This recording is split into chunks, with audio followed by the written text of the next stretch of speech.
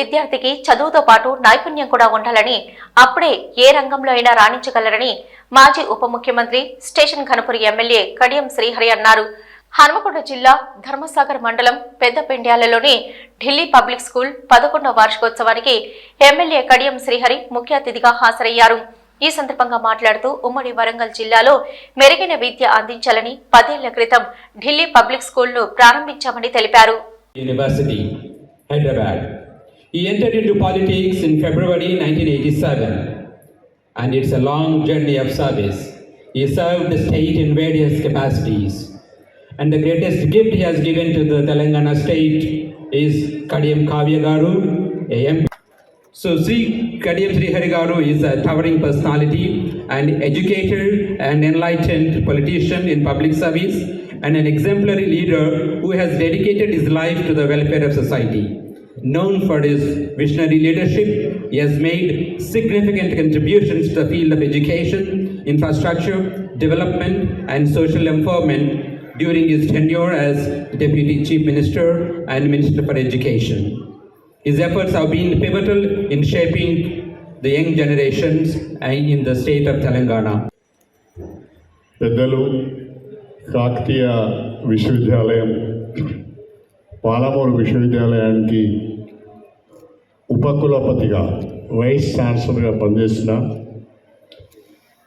మాకు ఒక రకంగా చెప్పాలి అంటే మా కాంటెంపరీ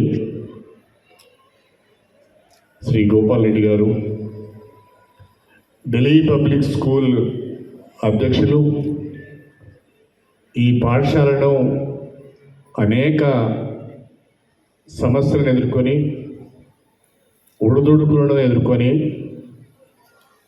ఈరోజు తెలంగాణ రాష్ట్రంలోనే ఒక గొప్ప పాఠశాలగా డిపిఎస్ తీర్చిదిద్దిన స్నేహితులు రాజిరెడ్డి గారు, రవి గారు, రాకేష్ గారు, అదేవిధంగా మీ ప్రిన్సిపల్ ఇనారెడ్డి గారు, ప్రియమైన విద్యార్థులు, వారి తల్లిదండ్రులు, మీడియా మిత్రులు అందరికీ పేరు పేరున నా హృదయపూర్వకమైన అభినందనలు, శుభాకాంక్షలు. మాట్లాడుతూ విన్నాను. తెలంగాణ వరంగల్ జిల్లాలో డిపిఎస్ ప్రథమ స్థానంలో ఉంది. తెలంగాణలో ఇది 4వ స్థానంలో ఉందన్నారా? 4వ స్థానంలో ఉందని అన్నారు. రాజిరెడ్డి గారు ఈ పాఠశాలను స్థాపించి ఉమ్మడి జిల్లాలో దీనికి ప్రథమ స్థానం కల్పించారు. ఇప్పుడు రవి గారు, రాకేష్ గారు దీనికి తెలంగాణలో ప్రథమ స్థానం కల్పించే విధంగా ప్రయత్నం చేయాలి. That's your responsibility. తండ్రి పెట్టిండు మేము నడిపిస్తున్నామని కాదు, తండ్రిని మించి మీరు ఈ స్కూల్ను అభివృద్ధి చేయాలని చెప్పి నేను ప్రత్యేకంగా కోరుతున్నాను.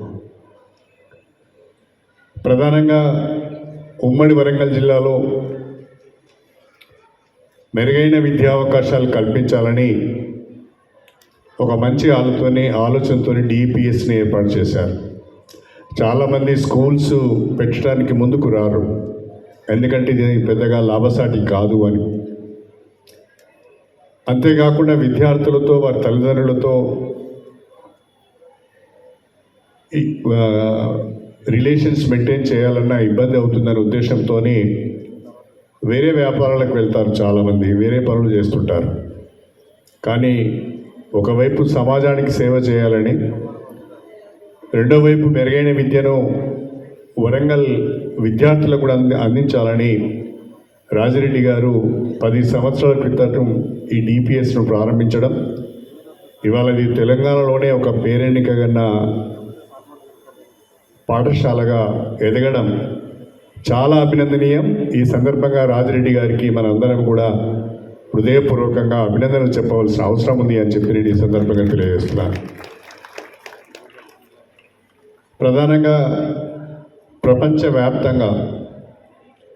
ప్రపంచవ్యాప్తంగా మన తెలుగు విద్యార్థులు లేదా భారతదేశానికి సంబంధించిన విద్యార్థులు బ్రహ్మాండమైన ప్రతిభా పాఠవాలతో, వాళ్ళకున్న నాలెడ్జ్తో అంతర్జాతీయ స్థాయిలో రాణిస్తున్నారు.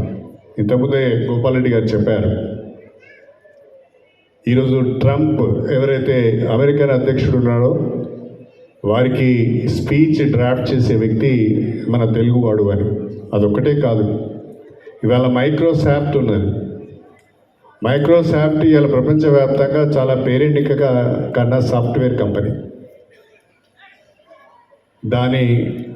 దాని CEO మన తెలుగువాడు. గూగుల్ ఉంది.